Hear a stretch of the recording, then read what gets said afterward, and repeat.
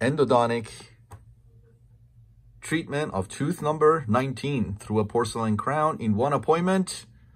Let's go to the video. I will show you how I do this root canal from start to finish under IV sedation. This is not a PFM crown, it's a porcelain crown. So we just went through the porcelain crown to do this root canal. Takes me 30 seconds to go through it. There you go. Went through it already. Ready. All right, this is looks like a PFM crown that we're gonna go through, tooth number 19. Let me see if it's a PFM crown or not. All right, so this is my endo access through a porcelain crown. Took me about a minute to go through the porcelain crown and do my endo access. And I've already exposed the pulp, and look at that huge pulp stone. All right, don't touch them so I can do a endo access through a porcelain crown. Takes me about a minute. All right, so now we're gonna go ahead and go right through the pulp chamber. And brushing, and pulling out the pulp tissue. That huge pulp stone, he came out of the distal canal. So, there you go. Got it? Perfect. Suction.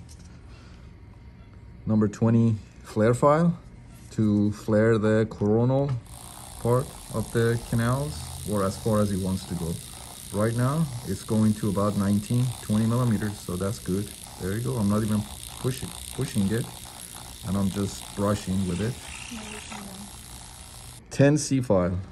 And by the way, I don't have anything in the pulp chamber. I don't have RC prep. I don't have hypo. This is just the beginning. I'm just using the juices of the pulp tissue, the blood of the pulp tissue for number 8 C file to our estimated working length. Let's see if, yeah, there you go. It goes really easy. All right, so go ahead. All right, so I am troughing for middle mesial with a thin diamond. 15 C file goes to my estimated working length. Easy. That's the distal buccal and distal lingual. So this tooth has 4 canals. I forgot the word. For the, there, I used the bleeding of the pulp tissue for lubrication. Thank you, Luz. Flare, number 20 flare, 21 millimeters. Let's see how deep he wants to go. It wants to go to about 20, so don't push it. I brush with it. 15, 21 millimeters to our working length.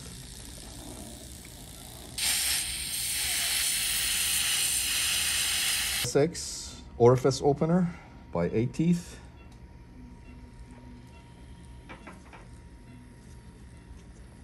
I'm gonna recapitulate with a 10 C file now. All right, so going back in now with 20 again to see if now 20 goes, because I really instrumented really good with the 15 C file. So let's see if 20 goes now. Yeah. All right, so recapitulate again with a 10 C file to my working length and about 1 millimeter beyond. Half a millimeter to 1 millimeter beyond. And this also activates the hypo because it's running in. Don't force it, just let it go as far as it wants to go.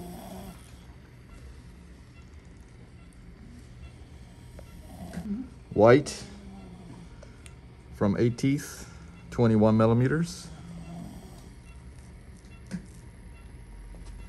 15 C file again, just to recapitulate. 20 again to 21 millimeters, my working length.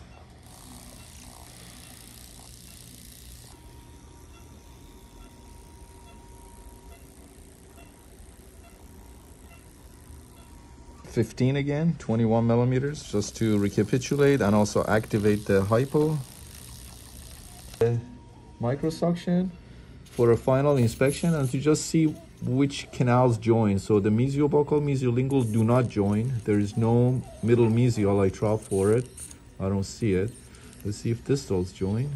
This patient was referred to me for endodontic treatment of tooth number 19, porcelain crown and irreversible pulpitis. Take a look at all these pulp stones in the pulp chamber.